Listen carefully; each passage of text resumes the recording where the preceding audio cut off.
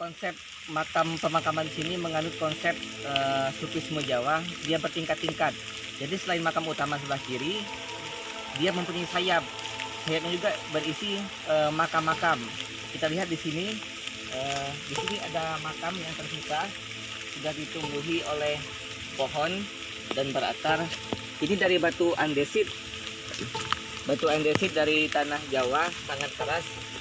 Ini bermotif kurva atau kurung kurawal, menandakan ini dari Kesultanan Banten atau Kecirebonan. Di bawah sana juga masih ada beberapa komplek makam. Nanti kita akan segera ke sana untuk melihat bentuk makamnya. Nah, di sebelah bawah sana ada kolam wudhu lama, kolam wudhu kuno. Di situ tempatnya orang untuk melakukan sholat ya, berjamaah. Ada semacam bekas lantai dari batu-batu yang disusun. Ada kolam juga buat laki-laki dan perempuan, kolam wudhu di ujung sana. Ini adalah tangganya. Dan di situ juga masih komplek makam, sahabat budaya. Komplek ini memang komplek makam, tetapi dulunya juga merupakan pemukiman besar masyarakat. Yang dulu di sini adalah sistemnya monarki atau kerajaan, karena Malik itu atau Bangkapata merupakan negara vassal dari Kesultanan Banten. Nah, jadi mereka menganut sistem kerajaan atau kesultanan. Kita bisa lihat corak-corak makam di atas itu corak dari Kesultanan Cirebon atau Banten. Kita juga di sini banyak menemukan keramik-keramik kuno abad ke-12 sampai ke-17 dari dinasti Sung sampai dinasti Ming. Itu menandakan koleksi para orang-orang kerajaan yang tinggal di sini dulu. Ya. Jadi dulu di sini memang ada semacam pendopo besar, kayak semacam istana kecil, ya. Tempat mereka bernaung.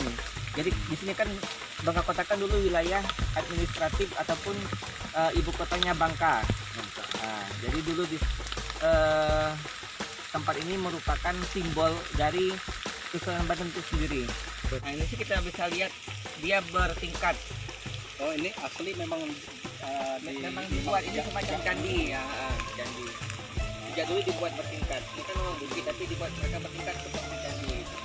Karena konsep kesufian Jawa itu kalau membuat makam dia bertingkat. Yang paling tinggi itu ulamanya. Di kiri kanannya adalah para cucu keturunannya, di bawahnya adalah para menteri atau pengawalnya. Dan dia konsepnya ganjil. Kalau nggak 1, 5, 7, 9 itu kan 9. Di sini 3, di bawah 1, di belakang 7 gitu. Saat budaya kita akan menuju kolam yang untuk wudhu laki-laki dan perempuan. Oke, kita lanjut.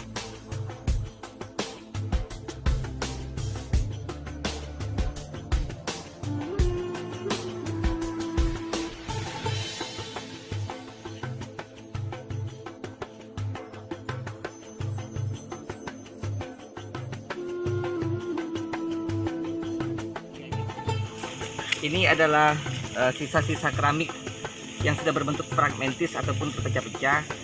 Ini dari dinasti Qing ini, abad ke-15. Di sini banyak tembikar juga, tembikar dari India berlapis kuarsa emas. Kita ke sini, kita ke kolam wudhu yang dulu digunakan masyarakat di sini, yang menandakan bahwa ini adalah pemukiman besar.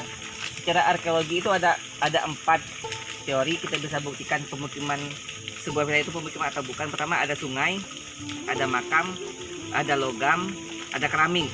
Dan keempatnya kita temukan di sini ada dekat 200 meter bersebelahan dengan anak sungai.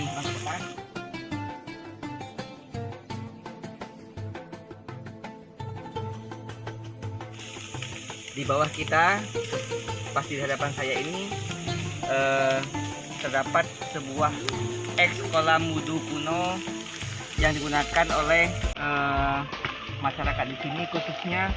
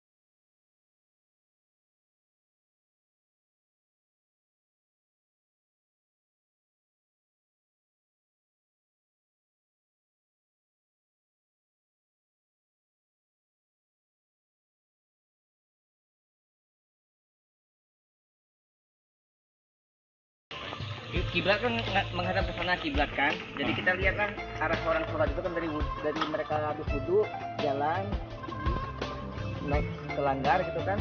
Kan di sana kan kepala yang di sana kan menghadap ke sana kiblatnya. Itu sana mereka sarong ke kanan untuk sholat. Terbuat dari semen kan belum ada, jadi dari mungkin kayu-kayu apa gitu sudah hancur. Kita hanya menyisakan tinggal arkeologis berupa lantai dari batu. Ini batu andesit ya, bukan batu lokal, bukan. Nanti kita ke atas, kita akan melihat batu-batu segi empat yang dibawa dari tanah. Itu tempat wudhu kuno. Sebetulnya kalau wilayah ini disisir dengan baik, kita akan menemukan kontur tanahnya itu yang akan membuktikan bahwa ini adalah sebuah pemukiman kerajaan. Karena kita banyak menemukan benda-benda batu-batu yang bukan dari Bangka, tetapi dari tanah Jawa. Seperti batu andesit yang sudah diukir, kemudian logam-logam, keramik. Kemarin kita menemukan mata ujung tombak cis ukuran ke-13. Saya kemarin cek di Kesung Cirebon, jadi bukan, orang bilang kan itu adalah mata keris. Tapi bukan keris, ternyata ujung tombak. Itu digunakan kalau di Cirebon itu untuk sholat Jumat, untuk tombak orang sholat Jumat.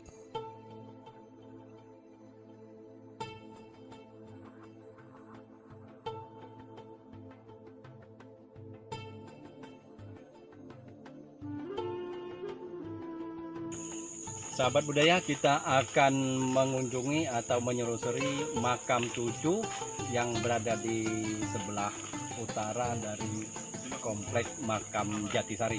Budaya, kita memasuki situs kompleks makam tujuh non cungkup, artinya tidak mempunyai cungkup.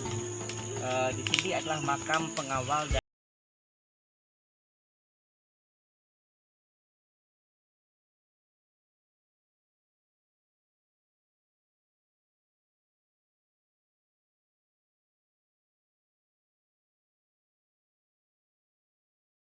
ini makam, kalau kita urut dari sebelah kanan 1, 2, 3, 4. Ini makam kelima. Kita bisa lihat ini dari batu andesit, penampangnya polos, kemudian mempunyai kurung kurawal ganda. Kurung kurawal ganda ini menandakan memang kalau para menteri itu atau para pengawal penampangnya polos, tidak berukiran. Tetapi mereka cukup diukir dengan ujung kepala nisan dengan motif kurung kurawal. Misalnya sudah hilang dan terpendam satu. Ini yang kedua, ini ketiga. Ini pernah dibongkar, tingginya sekitar 1,5 meter ke bawah. Jadi di bawahnya itu ada semacam zerat berbentuk cincin persegi panjang. Jadi nisan ini ada dua macam tempat untuk memasukkan dratnya itu, kuncinya itu. Jadi dimasukin lagi ke bawah seperti balok, yang kita sebut metode plug-in gitu atau pop out. Ini 1, 2, 3, ini yang keempat, ya 4, ini 5, 6, 7. Para ahli makam ini merupakan, kalau dari data sejarah, merupakan pengawal atau menterinya para Cakil Jati ataupun raja yang makamnya berada di atas. Mereka merupakan para pengawalnya gitu. Kita di bawah makamnya. Sekarang kita beralih ke kompleks soliter bercungkup, artinya makam satu dengan ada atap, namanya kompleks soliter bercungkup. Ini adalah nisan tipe Aceh, tipe K. Kita bisa lihat di sini. Ini nisannya penampangnya polos, tapi batunya ini adalah batu kapur atau silicified limestone dari Aceh. Ini tipe K. Ini motifnya motif Aceh. Makam soliter bercungkup atau makam tunggal dengan beratap. Sahabat budaya, ini adalah nisan Aceh tipe K untuk perempuan, karena beliau ini adalah almarhumah ini adalah seorang ulama perempuan, makanya dia dipisahkan sendiri, dan kebetulan beliau dari Aceh, jadi makamnya tersendiri agak jauh di bawah komplek makam utama, komplek Jatisari dan juga pengawal. Jadi beliau dimakamkan di tengah-tengah di sini, di bawah komplek makam utama. Ini batunya adalah batu kapur dari Aceh atau silicified limestone yang sifatnya lembut, bisa diukir. Memang kita tidak tahu siapa nama almarhumah, tapi ini adalah makam untuk perempuan.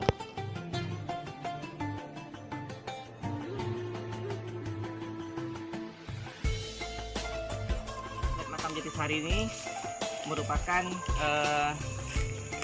sebuah kompleks yang multi etnik, artinya diisi oleh ulama-ulama dari tanah Jawa, Kacirebonan, Banten, kemudian juga dari Samudra Pasai dan dari Aceh gitu.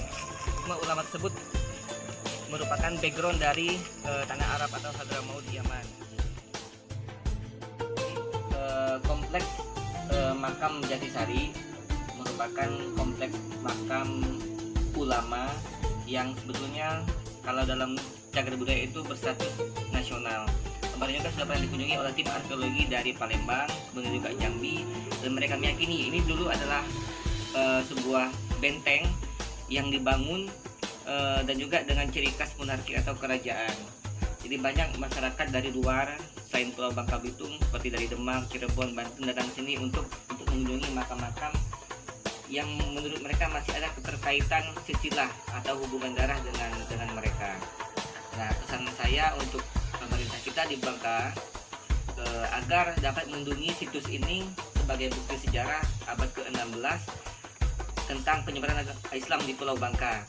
Seharusnya kita lebih peduli, kita sisir bersih-bersih, kemudian kita renovasi makamnya dengan kaidah keorisinalitas, dan juga kita bikin pelang jaga.